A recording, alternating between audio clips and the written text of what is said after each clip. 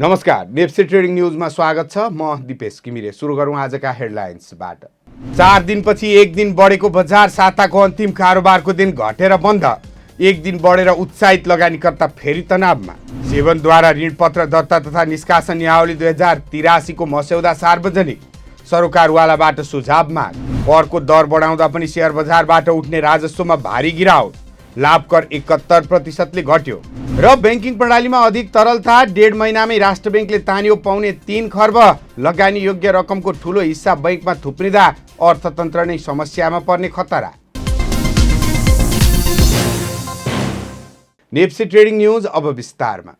4 दिनपछि एक दिन बढेको बजार, साताको अन्तिम कारोबारको दिन भने घटेर बन्द भएको छ। एक दिन बढेर उत्साहित लगानीकर्ता फेरि तनावमा देखिएका छन्। एक रिपोर्ट। साप्ताहिक कारोबारको समापन दिन शेयर बजार रातो भएर बन्द भएको छ। शुक्रबार नेप्से परिसूचक 10.67 अङ्कले ओर्लिएर 2618.72 बिन्दुमा सीमित भएको हो। यसअघि बिहिबार भने बजार सामान्य बढत सहित बन्द भएको थियो। अन्य परिसूचक समेत यस दिन ऋणात्मक रहे। सेन्सिटिभ इन्डेक्स 1.54 अङ्क, फ्लोट इन्डेक्स 0.61 अङ्क र सेन्सिटिभ फ्लोट इन्डेक्स 0.38 अङ्कले घटेका छन्। परिसूचकसँगै लगानीकर्ताको सहभागिता पनि खुम्चिएको देखिन्छ। बिहिबार करिब 4 अर्ब 40 करोड रुपियाँको कारोबार भएकोमा शुक्रबार भने 344 कम्पनीको सेयर 59,805 पटक हात फेरिँदा जम्मा 4 अर्ब 16 करोड 76 लाख 18 हजार रुपियाँको कारोबार भयो। यस दिन कुल 1 करोड 22 हजार किता सेयर किनबेच भएको छ। मूल्य बढ्नेमा सर्वोत्तम पेन्ट्स अग्रस्थानमा रह्यो। यस दिन कम्पनीको सेयर सकारात्मक सर्किट सहित 104 रुपियाँले बढेर 797 रुपियाँ 60 पैसामा पुगेको छ। पञ्चकन्या माया हाइड्रो पावरको मूल्य पनि करिब 14%ले उकालो लाग्यो। अर्कातर्फ धौलागिरी लघुवित्त वित्तीय संस्थाको सेयर सबैभन्दा बढी 5.26% घटेको छ। कारोबार रकमका हिसाबले रिलायन्स स्पिनिङ मिल्स सर्वाधिक कारोबार भएको कम्पनी बन्यो। यस दिन कम्पनीको मात्रै 26 करोड 37 लाख रुपियाँको सेयर कारोबार भएको छ। यसैगरी सोलो हाइड्रो पावरको 24.5 करोड र रिडी पावरको 18.5 करोड रुपियाँभन्दा बढीको कारोबार भयो। समूहगत रूपमा हेर्दा 13 उपसमूहमध्ये 12 को परिसूचक घटेको छ भने म्युचुअल फन्ड मात्र सामान्य बढतमा रह्यो। अन्य उपसमूहको परिसूचक भने सबैभन्दा बढी 1.06%ले खुम्चिएको छ। शुक्रबारको कारोबार सकिएपछि बनेको नेप्से परिसूचकको दैनिक डे चार्टले बजारमा बिक्री दबाव कायमै रहेको सङ्केत गरेको छ। यस दिन परिसूचक 10.68 अङ्कले घटेर 2618.72 बिन्दुमा बन्द भएको छ। आजको क्यान्डलले लगानीकर्तामा अनिश्चितता झल्काउँछ। खुला मूल्यभन्दा तल बन्द भएकाले यो रातो बियरिस क्यान्डल हो। तर यसको बढी सानो र माथि तल दुवै विक रहेकाले बजार दृढ बिक्रीभन्दा पनि पर्खने र इनडिसिजन अवस्थामा रहेको बुझिन्छ। बजार संरचनाका आधारमा हेर्दा चार्टमा देखिएका हायर हाई र लोअर हाईले परिसूचक ठूलो रूपमा घट्दो प्रवृत्ति अर्थात् डाउन ट्रेन्डमा रहेको देखाउँछ। समर्थन र प्रतिरोधका दृष्टिले हेर्दा हाल परिसूचक तत्कालको समर्थन तह 2602.39 को ठिक माथि उभिएको छ। यो तह टुट्यो भने अर्को समर्थन 2546.69 सम्म झर्ने जोखिम रहन्छ। माथिपट्टि भने प्रतिरोध 2673.14 र अर्को प्रतिरोध 2754.08 र प्रतिरोध 3 28.99 क्रमशः प्रतिरोध तहका रूपमा रहेका छन्। नेप्से ट्रेडिङका लागि सुभाष चन्द्र अवस्थी, काठमाडौँ। नेपाल धितोपत्र बोर्ड सेवनले देशको ऋणपत्र बजारलाई व्यवस्थित, पारदर्शी र प्रतिस्पर्धी बनाउने उद्देश्यले नयाँ नियावलीको मस्यौदा सार्वजनिक गरेको छ। बोर्डले ऋणपत्र दर्ता तथा निष्कासन नियावली 2083 को मस्यौदामाथि सरकारवाला पक्षबाट राय तथा सुझाव माग गरेको हो। हालको इक्विटीबाट केन्द्रित पुँजी बजारलाई बहुउत्पादन युक्त बनाउने दीर्घकालीन लक्ष्यसहित यो मस्यौदा तयार गरिएको बोर्डले जनाएको छ। नयाँ व्यवस्था कार्यान्वयनमा आएपछि बैंक तथा वित्तीय संस्था मात्र नभई अन्य योग्य सङ्गठित संस्थाहरूले समेत सहज रूपमा ऋणपत्र जारी गरेर दीर्घकालीन वित्तीय स्रोत जुटाउन सक्नेछन्। अन्तर्राष्ट्रिय असल अभ्यासलाई समेत आत्मसात गर्दै तयार पारिएको यो नियावलीले संस्थागत ऋणपत्र बजारको विस्तार गर्नुका साथै बजारको गहिराई, तरलता र समग्र जोखिम व्यवस्थापनमा सहयोग पुर्याउने अपेक्षा गरिएको छ। मस्यौदा बोर्डको कानुन प्रबलीकरण समितिमा छलफल भई परिमार्जन सहित अघि बढाइएको हो। बोर्डले प्राप्त हुने सुझावहरूको आधारमा नियावलीलाई अन्तिम रूप दिने बताएको छ।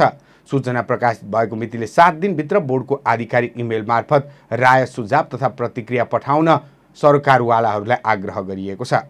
नेप्से ट्रेडिङ न्युज जारी छ। हामी ब्रेकपछि आउँछौँ। शेयर लगानीकर्ताका लागि विशेष अवसर नेप्से ट्रेडिङको advance technical analysis with SMC तथा फन्डामेन्टल एनालाइसिस कोर्स अब अनलाइन र फिजिकल दुवै माध्यमबाट उपलब्ध। Market structure, order block, FVG, EMA, liquidity लगायत अब व्यावहारिक रूपमा सिक्नुहोस्। अवधि 20 दिन। आगामी आइतबारबाट नयाँ कक्षा सुरु हुँदैछ। अनलाइन राति 8 बजेदेखि 9 बजे, फिजिकल बिहान 8 देखि 9 वा साँझ 5 देखि 6 बजे। विशेष सुविधा 1 वर्ष निशुल्क बजार परामर्श। स्क्रिनमा दिएको नम्बरमा आजै सम्पर्क गर्नुहोस्। ब्रेकपछि स्वागत छ। अब बाँकी न्युज। सरकारले शेयर कारोबारमा लाग्ने करको दर बढाए पनि त्यसबाट प्राप्त हुने राजस्व भने वात्तै घटेको छ। चालु आर्थिक वर्ष 2083-84 को पहिलो महिना साउनमा शेयर बजारबाट सङ्कलन हुने पुँजीगत लाभकर अघिल्लो वर्षको सोही अवधिको तुलनामा 71% ओह्रालो लागेको हो। सिडिएस एन्ड क्लियरिङ लिमिटेडको तथ्याङ्क अनुसार गत वर्षको साउनमा 2.25 अर्ब 15 करोड 75 लाख रुपियाँभन्दा बढी पुँजीगत लाभकर उठेको थियो। तर यस वर्षको साउनमा भने सरकारले जम्मा 62 करोड 49 लाख रुपियाँ मात्र राजस्व पाएको छ। यो अघिल्लो महिना असारमा सङ्कलन भएको 80 करोड 68 लाख रुपियाँको तुलनामा समेत करिब 22.5% कम हो।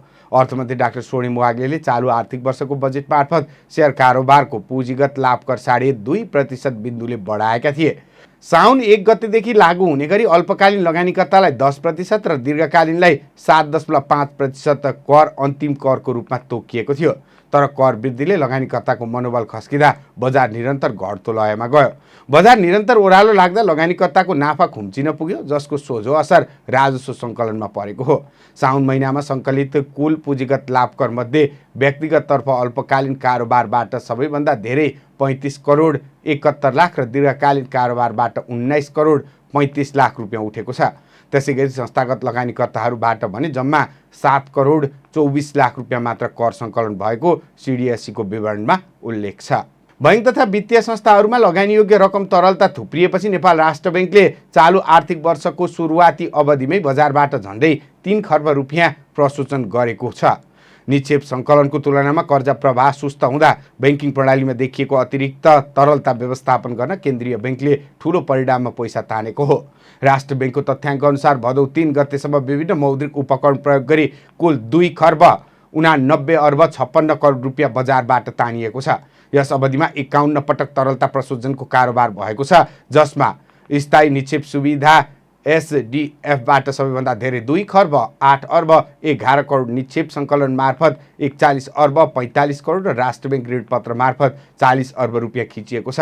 हाल यी उपकरणहरूमा 1 खर्ब 31 अर्ब 85 करोड रुपियाँ बाँकी रहेको छ। बजारमा पर्याप्त पैसा भएका कारण यस अवधिमा केन्द्रीय बैंकले बजारमा तरलता पठाउने कुनै पनि उपकरण, रिपो लगायत अन्य प्रयोग गर्नु परेको छैन।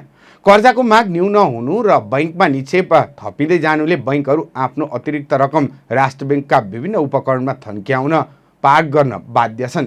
ब्याज दर घटाएर कर्जा विस्तार मार्फत आर्थिक गतिविधि बढाउने मौद्रिक नीतिको लक्ष्य भए पनि बैंकहरूसँग भएको पैसा उत्पादनशील क्षेत्रमा जान सकेको छैन। लगानीयोग्य रकमको ठूलो हिस्सा कर्जामा रूपान्तरण हुनुको साटो केन्द्रीय बैंकमै थन्किरहनु अर्थतन्त्रका लागि चुनौतीपूर्ण विषय हो।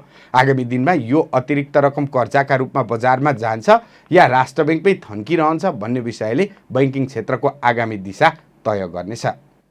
हामी नेप्से ट्रेडिङ न्युजको अन्त्यमा आइपुगेका छौँ। जाँदा जाँदा हेडलाइन्स पुनः एकपटक। 4 दिनपछि 1 दिन बढेको बजार, साताको अन्तिम कारोबारको दिन घटेर बन्द। 1 दिन बढेर उत्साहित लगानीकर्ता फेरि तनावमा। सेवनद्वारा ऋणपत्र दर्ता तथा निष्कासन नियावली 2083 को मस्यौदा सार्वजनिक। सरोकारवालाबाट सुझाव माग। करको दर बढाउँदा पनि शेयर बजारबाट उठ्ने राजस्वमा भारी गिरावट। लाभकर 71%ले घट्यो र बैंकिङ प्रणालीमा अधिक तरलता। 1.5 महिनामै राष्ट्र बैंकले तान्यो 3.25 खर्ब। लगानी योग्य रकमको ठूलो हिस्सा बैंकमा थुप्रिँदा अर्थतन्त्र नै समस्यामा पर्ने खतरा। हवस् त, नेप्से ट्रेडिङ न्युज आजलाई यति नै। हेर्दै गर्नुहोला nepsetrading.com। नमस्कार।